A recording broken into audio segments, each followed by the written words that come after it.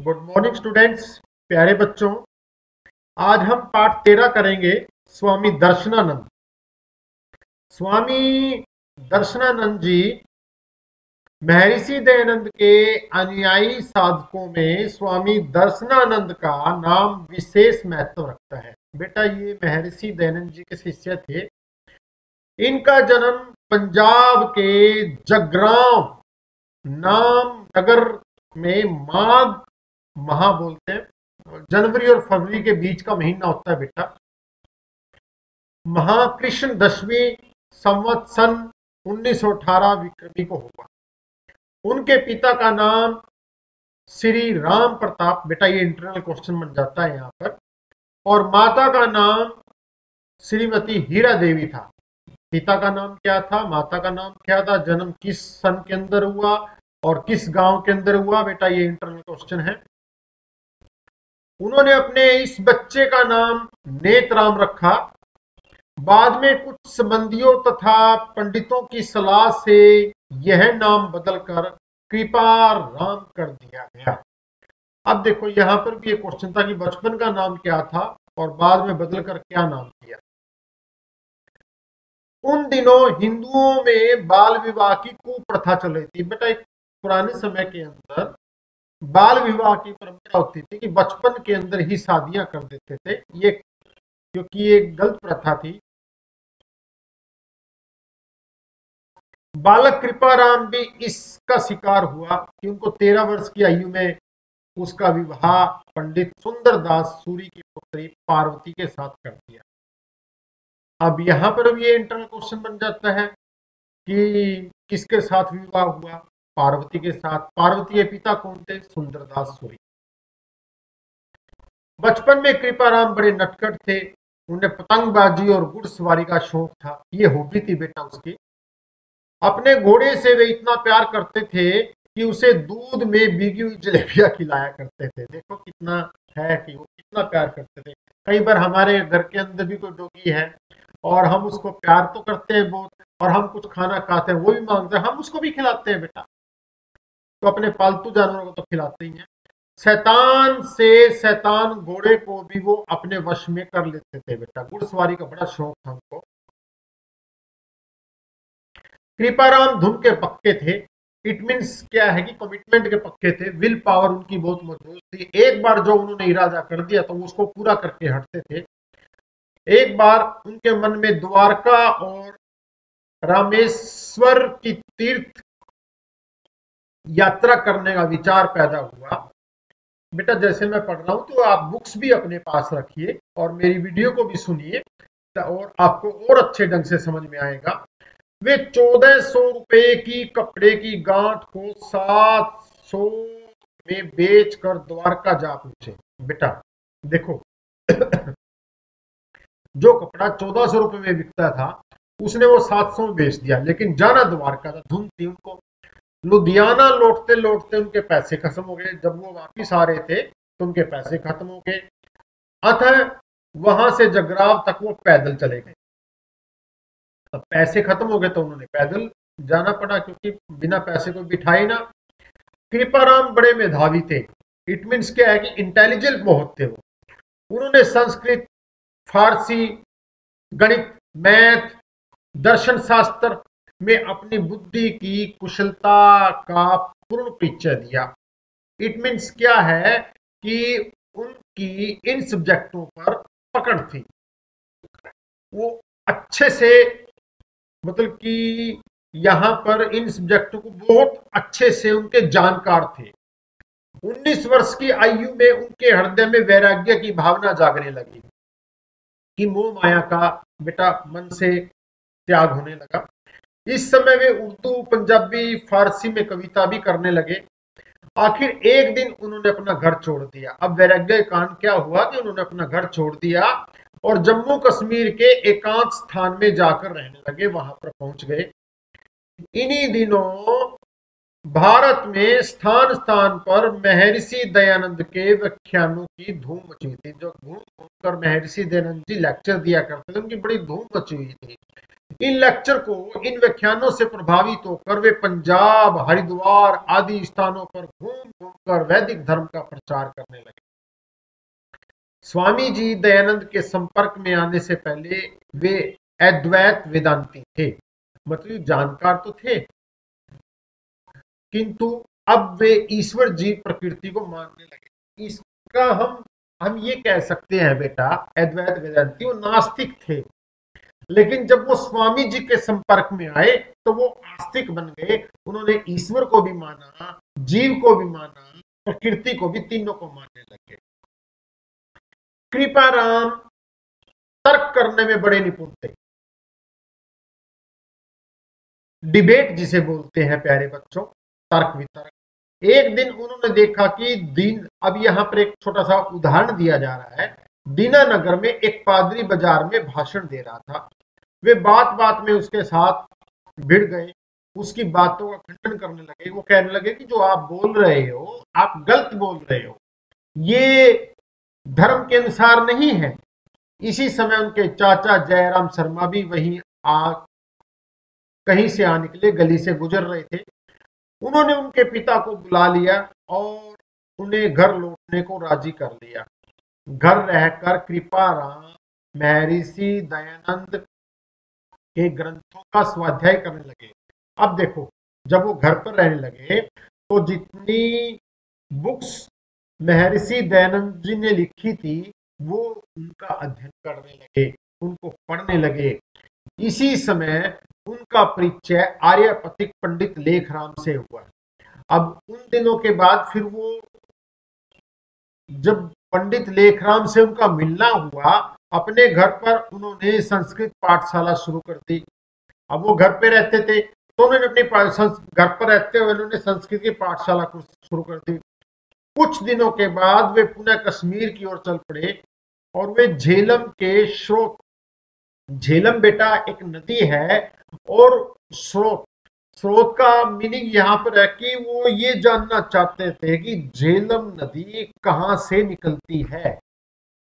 जहां से वो निकलती है उस पॉइंट की, उस स्थान की पहचान करने के लिए वो घूमते घूमते वहां पहुंचे। फिर रावलपिंडी और पेशावर आदि स्थानों पर घूमे। बेटा ये शहरों के नाम हैं। किसी तरह उनके संबंधियों को इनके वहां होने का पता लग गया। फिर वो उसको पकड़ के वापस घर ले गए। अब देखो, घर से वो निकल गए थे झेलम को देखने, लेकिन वहां पर जब वो पेशावर पहुंचे तो वहां पर उनके जो रिश्तेदार थे उनको पता लग गया, वो पकड़ के फिर वापस घर ले गए। बड़ों के, जब बड़े माता पिता आग्रह करने के बाद कृपाराम को व्यापार के काम में हाथ बटाना पड़ता था। वो बिजनेस करने लगे, बिजनेस में हेल्प करते थे अपने पेरेंट्स की। उनकी दुकान अमृतसर में माल के दरवाजे के पास थी। पहले दुकान कोई मशहूर न थी, पर इन्होंने कुछ ऐसे नियम बनाए कि इन्होंने छोटे बड़ों के लिए समान भाव रखकर सस्ते दामों पर कपड़ा बेचना शुरू कर दिया।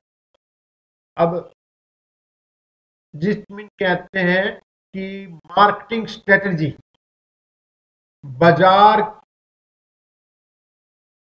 में सामान बेचने के तौर तरीके, उन्होंने इस प्रकार स्ट्रेटजी तैयार की कि उनकी दुकान पर कपड़ा खरीदने वालों की भीड़ इकट्ठी होने लगी और रात को मुश्किल से वे उन्हें उठाकर दुकान बंद की जाती। यह उनके सच्चे व्यापार का फल था। अब यहां पर यह कहने का मतलब यहां पर है कि वो प्रॉफिट तो कमाते थे, लाभ तो कमाते थे, पैसा तो कमाते थे, लेकिन उतना कमाते थे जितना जायज हो। नाजायज पैसा वो नहीं कमाते थे। वैदिक धर्म का प्रचार करने के लिए पंडित कृपाराम ने इधर उधर घूमकर लेक्चर देने शुरू किए, व्याख्यान देने शुरू किए और ट्रैक्ट लिखने का काम शुरू किया। ट्रैक्ट, जहां भी पादरी साहब को ईसाइयत का प्रचार करते देखते वो वहां पहुंच जाते। जैसे हमारे देश के अंदर मिशनरी होते हैं, ईसाई होते हैं, दूसरे धर्म वाले होते हैं, वो हमारे भारतवासियों को धर्म परिवर्तन करके अपने धर्म के अंदर ले जाते हैं, वो वहां पर भी पहुंच जाते थे। और उन्होंने निजी खर्च से एक उपदेशक भी नियुक्ति कर ली। दिन रात प्रचार करने की धुन थी। मतलब कि यहाँ पर कहने का अर्थ है कि वो आर्य समाज के विचारों का प्रचार करते थे, स्वामी दयानंद के विचारों का प्रचार करते थे। और क्योंकि वो स्वामी दयानंद के सिखाए हुए कदमों पर ही चल रहे थे बेटा। महर्षि दयानंद 1883 ईस्वी में महर्षि दयानंद निर्वाण, यहाँ पर होता है मृत्यु, निर्वाण हुआ तो उन्होंने ऋषि ऋण चुकाने के लिए स्वामी जी द्वारा रचित कुछ ग्रंथों की सैकड़ों प्रतियां पाठकों में बांटी। अब यहाँ पर भी है, उन्होंने महर्षि दयानंद का निर्माण का या मृत्यु का ऋण चुकाने के लिए क्या किया, उन्होंने जो बुक्स लिखी थी उनकी सैकड़ों जो पुस्तकें थी वो पाठकों के अंदर फ्री बांट दी। अपनी तर्कशीलता से पंडित कृपाराम ने अपने पिताश्री, पिताजी को पिताश्री भी कहते हैं बेटा, ऋषि दयानंद का अनुयायी बना दिया। और बेटा अब यहाँ पर एक छोटी सी बात है, कोई बेटा अपने पिता को भी अपने अच्छे कार्यों के अंदर ले आए, उनको साथ में लेके चल पड़े, तो ऐसा सौभाग्य कृपाराम के पास था। उन्होंने अपने पिता को भी अपने साथ अच्छे कार्यों के अंदर इंक्लूड कर लिया। महर्षि दयानंद के मिशन को सफल बनाने के लिए कृपाराम ने काशी को गढ़ बनाया। इट मीन्स क्या है कि एक सेंटर एरिया बनाया कि जहां पर उन्होंने काशी से दयानंद जी का विचारों को प्रसार करने के लिए चुना। उन्होंने 6 दर्शनों की व्याख्या की, गुरुकुल की स्थापना की, आर्ष ग्रंथों की का प्रकाशन किया, शास्त्र किए, गरीब छात्रों की सहायता की, अनेक कार्यों के लिए उन्होंने अपनी योजनाओं का अंग बनाया। अब ये बेटा छोटे छोटे थोड़ा सा टेक्निकल पार्ट है। महाभाष्य काशिका बेटा एक पुस्तक का नाम है, महाभाष्य काशिका आदि आर्ष ग्रंथों के लिए विद्यार्थियों के लिए सस्ता बनाने के उद्देश्य से उन्होंने अपना प्रेस चलाया कि कुछ जो पुस्तकें थी बेटा वो बहुत कॉस्टली होती थी, इसलिए उन्होंने अपनी प्रेस बनाई ताकि वो नाम मात्र मूल्य पर सभी को मिल सके। काशी में प्रचार का काम शुरू करने पर उनका कड़ा विरोध भी हुआ। अपनी सूझबूझ से विरोधियों के सरदार बटुक राम दयाल को वश में करके उन्होंने अपना रास्ता साफ कर लिया। वे महर्षि के इतने दीवाने थे बेटा, एक बार लखनऊ नवल किशोर प्रेस पर कागज लेने के लिए घर से 1000 रुपए लेकर गए। वहां से डीएवी कॉलेज के लिए चंदे की अपील करने के लिए, जैसे डीएवी कॉलेज कमेटी है बेटा हमारी, वहां पर उसके दान के कलेक्शन के लिए सभा हो रही थी, उन्होंने वे सारे के सारे रुपए डीएवी कॉलेज की कलेक्शन के लिए दे दिए, दान में दे दिए। उन्होंने जगराव में भी वेद प्रचार की स्थापना की। मुरादाबाद में वैदिक धर्म प्रेस खोला बेटा। जालंधर, अमृतसर, लाहौर, वो यहाँ पर ये गतिविधियों के बारे में बताया गया है। यहाँ पर दर्शनानंद के शहरों में वैदिक धर्म का प्रचार किया। उत्तर प्रदेश के बिजनौर जिले में नाजीबाबाद, धामपुर आदि कई स्थानों पर आर्य समाज की स्थापना की। इट मीन्स क्या है कि एक आर्य समाज की स्थापना की ताकि वैदिक विचारों का प्रसार हो सके। दर्शन के विद्वान होने के कारण सन्यासी होने पर इनका नाम दर्शनानंद हुआ। ये बेटा एक इंटरनल क्वेश्चन भी बन जाता है।